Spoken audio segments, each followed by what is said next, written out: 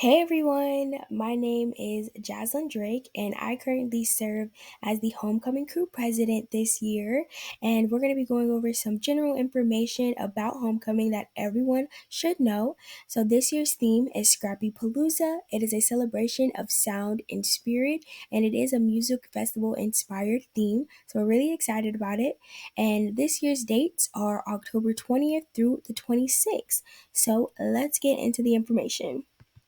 So, who are we? We have Tracy Fryer, who is the Assistant Director of Spirit and Traditions. We have Issa Terry, who is the Coordinator of Campus Wide Events, and she also serves as our advisor for Homecoming Crew. And then we have Avia Walters, who is the Graduate Assistant of Campus Wide Events, and she also serves as our GA for Homecoming Crew. And then there's me, Jaslyn Drake, the Homecoming Crew President. So we have four different team competition categories. We have residence halls, large team, medium teams, small teams. So large, medium, and small teams can be a registered student organization. They can be multiple student organizations put on one team or just a group of friends. So you do not have to be in a student org to compete. And you will only compete against those in your category. So it'll be res halls versus res halls, large team versus large team, etc., etc. And you may be on more than one team, but they must be in different categories. So if you wanted to compete with your residence hall, you're more than welcome to do so if you also wanted to compete with a small team. They just have to be in different categories. So each team may select only one team captain. The team captain is the only person from each team that should communicate in an official capacity with homecoming crew. So if you guys have any questions, need to air out concerns, any grievances, all of that should be sent by your team captain, and it all must be sent by email from the team captain's my.unt.edu account, and it should be sent to our email, which is unthomecoming@unt.edu. So, all important information is in the team competition packet, which can be found on our website. I recommend not only do you watch this video, but also read the entire packet. It'll just have more information that's not found in this presentation, and it'll go more in depth. So, I recommend everyone reads it. And if you have any questions about the team packet, again, you can email us at our email, which is unthomecoming@unt.edu. And any changes that need to be made will be emailed to the team captains directly. So, overview and policies. Even if your team is only participating in one of the three team competition events, all policies will apply. So, sportsmanship and conduct. Derogatory conduct directed towards others or conduct not in the best interest of building school spirit and unity will not be tolerated. Foul language, gestures, or destruction of another individual's or group's properties, as well as a violation of any law, UNT policy, or homecoming rules, can result in immediate disqualification from all events for the teams in question and will be referred to the Dean of Students office. All decisions about disqualification are at the discretion of student activities and the homecoming crew. So we're all here to have a good time. We all want everyone to feel respected and be respectful. So just keep that in mind when you are competing. Accommodations and accessibility. All students are invited to participate in homecoming activities and team competition events. If you anticipate needing any type of accommodation or have questions about the access provided, please email our email at least 72 business hours prior to the event in question. Student activities will make all reasonable attempts to provide accommodations. So, any decision appeals. The Homecoming Grievance Committee will hear appeals of decisions made by student activities and the homecoming crew or on behalf of homecoming judges' decisions. The committee consists of UNT students, faculty, and staff and is completely removed from the oversight of the homecoming crew and advisors. So that means homecoming crew and advisors, we do not sit on this committee.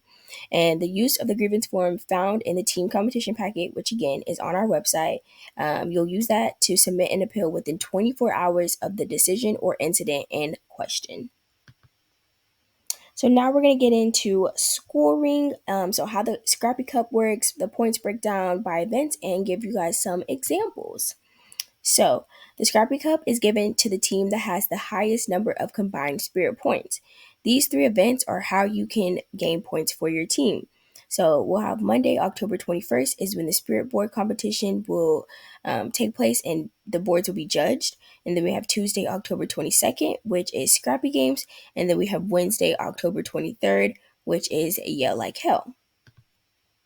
So here's the breakdown by event. As you can see, the spirit board, it'll be by plus 20, Scrappy Games by plus 30, and Yell Like Hell by plus 40. And here's just an example. You guys can see how first place, the 80, 120, 160, second, 60, 90, 120, and so forth, so forth. And then now we're going to talk about the team competition, which includes the spirit board, Scrappy Games, and Yell Like Hell. So the spirit boards are due Sunday, October 20th, and they will be judged Monday, October 21st. So, spirit board rules. They must be delivered to the South Lawn between 4 p.m. and 5:30 on Sunday, October 20th, and they must be picked up by 12 p.m. on Friday, October 25th. If they are not picked up by this time, we will enforce a 10-point deduction. So boards must be 4x6 or 4x7 or 4x8 designed vertically, and they must be freestanding. So boards also must be dry when delivering, and there should be no painting or decorating during delivery. So that means all boards have to be completely done. You must also use waterproof items. Any mess that is made is the team's responsibility. Team names also need to be on the back of the board. They can also be on the front. They just have to be on the board some way so judges know whose board it is. And rubric can be found in the team competition packet. And again, judging will be Monday, October 21st at 9 a.m. You are not required to be present for judging. And then spirit board materials. So you'll need a piece of plywood, approximately 3/4 thick, sanded. Teams can purchase pre-sanded plywood at Home Depot or Lowe's. Items to make the board freestanding. We suggest wood beams to prop it up. So, for example, two 2x4s and two 3/1/4 radius gate hinges. Paint, markers, or any other creative materials for decorating the board. Boards will be displayed and judged outside, so teams should ensure that any decorating media and materials used can withstand inclement weather. Again, we live in Texas, so just be prepared for anything. And then a large car or truck to transport your board to and from the South Lawn. It will likely not fit in a sedan style vehicle. So, again, just be prepared. Here is the spirit board judging criteria. They'll go based off of adherence to rules, creativity, incorporation of the homecoming theme, which is Scrappy Palooza, demonstration of mean green spirit, so that includes including logos, mascots, colors, and or local monuments, and then the overall design. So now we're going to talk about Scrappy Games, which will be hosted Tuesday, October 22nd. So about Scrappy Games this year is called Dodge Fest. It will be a dodgeball tournament. So there's going to be a watch party with activities for the audience and participants in addition to the dodgeball tournament. So be sure to bring your best supporters, your best hype men. Again, Scrappy Games will be hosted October 22nd, which is that Tuesday at 7 p.m. And it's going to be in the Pole Recreation Center. And Scrappy Games winners will be announced at the bonfire on Thursday, October 24th. So, Scrappy Game rules. So, final rules will be emailed to team captains on Wednesday, October 16th, which is the week before homecoming week starts. So, team captains, just make sure you're checking your emails. So, each game will be played with at most 5 team members.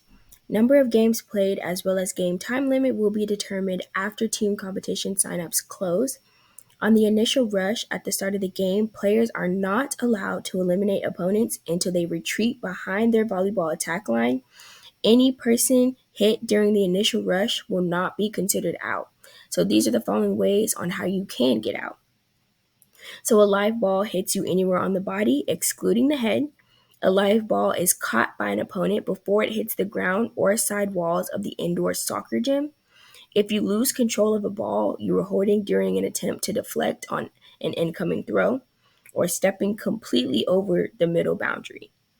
Once you are out, you must come straight to the sideline and be touching the side wall so that you don't interfere with the rest of the game. If someone on your team catches a live ball, one eliminated person may re enter the game. The person allowed to re enter will be the first eliminated person. So you'll just go in order of who was eliminated first. And players will be discouraged from stalling to accumulate most of the dodgeballs. If your team is deemed stalling, the intramural staff will redistribute dodgeballs to the opposing team. And then the official slash supervisor will have final say on all boundary infractions. And then if a team is short players, any late player may enter the game upon arrival. But we recommend everyone show up at the same time and on time so that doesn't happen. And then now we're going to talk about Yell Like Hell, which will be Wednesday, October 23rd. So, Yell Like Hell is a competition in which teams develop a performance routine that showcases their skills, creativity, and school spirit. It is an opportunity for teams to showcase their talents, whether that be via dancing, skits, monologues, singing, stepping, strolling, or chants and cheers. So again, Yell Like Hell will be October 23rd at 7 p.m. in the UNT Coliseum. And then Yell Like Hell winners will be announced at the bonfire on Thursday, October 24th. Some Yell Like Hell info. All teams must submit their music and microphone requests by emailing us again at unthomecoming@unt.edu by 11:59 p.m. On Sunday, October 13th. Failure to submit music will result in your team's inability to perform and disqualification from the event. Music must be submitted in an MP3 format. An event schedule listing the arrival time, assigned seating area, order of performances, and projected performance times will be emailed to team captains by 8 p.m. on Wednesday, October 16th. Stage dimensions are 40 by 30, and the stage is approximately 39 inches off the ground. Teams will not be able to practice on the Coliseum stage before the performance. If your team becomes unable to participate, your team captain is required to notify PBSO by emailing at untpbso@gmail.com and then CCing our email, the homecoming email, at least 72 hours before the event. Here are the Yell Like Hell rules. So performances are limited to 2 minutes in length. The maximum number of student performers is 25 during the course of a team's 2-minute performance. So all 25 people do not have to be on stage at the same time. And then teams may only utilize the talents of current student members to choreograph, plan their team's performance routine. No team may utilize or pay an outside source to choreograph or plan their team's routine. Teams must check in to receive wristbands. Time will be to be determined, and check-in will be inside the North Tunnel at the Coliseum. All teams must be at your team's assigned seating area by 6:45 p.m. Failure to check in at both of the above times, so category check-in or seating area, will result in your team's inability to perform and disqualification from the event. Teams will be assigned an area in which to sit and must sit in their assigned area after checking in and remain there until called to perform. Only the members who are a part of the team's Yell Like Hell performance, so the maximum 25 students, may be in the assigned seating area. Once a team has performed, they will return to their assigned seating area until the event is over. Any additional information for stunts and other procedures during the actual talent portion can be found within the Yell Like Hell portion in the team competition packet, which again is on our website. So, Yell Like Hell judging criteria, it'll be adherence to rules, showmanship, spirit, enthusiasm, pride, and passion for the University of North Texas and homecoming, creativity, and incorporation of the theme. Now we're going to talk about non-competition events. So these are other opportunities, a part of homecoming week, that are not a part of the team competition. So homecoming week, we will host a service event that will be a part that is not a part of the team competition. This event will take place on Wednesday, October 23rd, and it's open to all UNT students. We recommend everyone come out and help us give back to our community. So the bonfire is Thursday, October 24th. So the Spirit March will start at 7 p.m. Location currently is to be determined. If you guys didn't know, our Spirit March is led by the band, UNT Spirit Programs, and Homecoming Crew, and it's just a great way to get everyone excited for the bonfire. We will start at one location and then walk over to the DAC2 Stadium where the bonfire is. And the bonfire program will start around 8 p.m., and then the award ceremony will start around 9 p.m. Some more additional opportunities. So student orgs can also tailgate at the football game. So tailgating tent rentals are facilitated through 5-Star Rentals. And this is their email, unt@5starrental.com. Deadline to reserve a tent and pay is Sunday, October 13th. And then you reserve through the link in the team competition packet. And then also orgs can register and sign up to table at picnic. So it's free for registered student orgs, limited space, so it is on a first come first serve basis, and you guys can sign up on OrgSync by October 6th at 11:59 p.m. So now let's talk about royalty.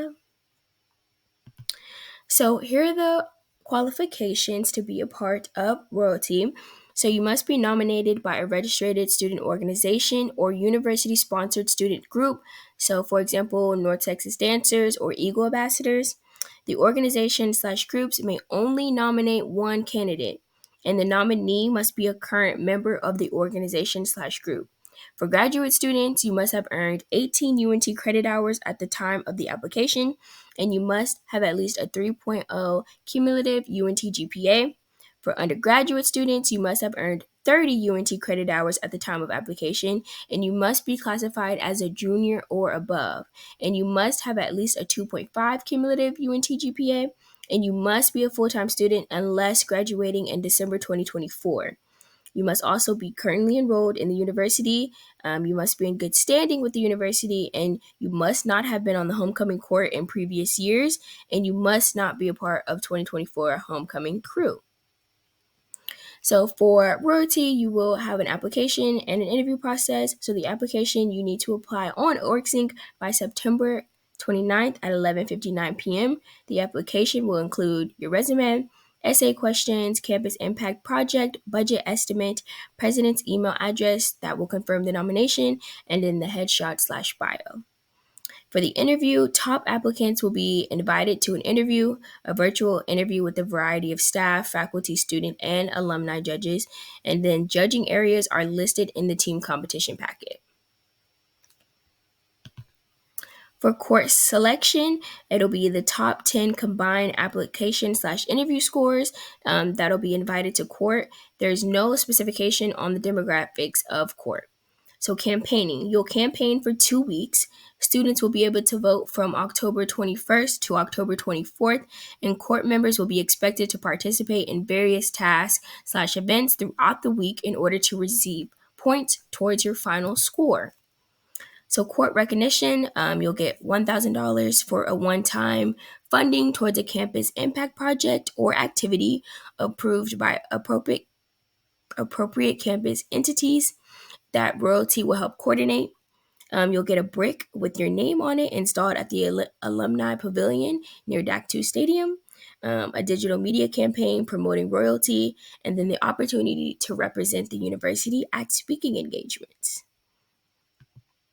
So, and that is what I had. If you guys have any questions about the presentation or anything that was found in the team competition packet, again, you can email us at unthomecoming@unt.edu. And then here's just some more contact information for us. So again, if you have any questions, please don't be afraid to reach out. And yeah, I hope you guys have a great rest of your day. Bye.